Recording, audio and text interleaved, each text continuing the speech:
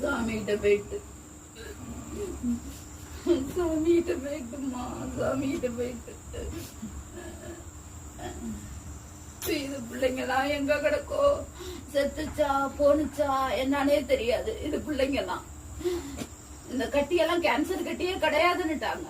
இது பால் கட்டி தான். இது பால் தான் உறைஞ்சி கட்டி ஆகி மாத்திரை போடவும் கட்டி ஆயிட்டு கட்டி ஆகிதான் இவ்வளோ பிரச்சனை. சலந்தான் வருது.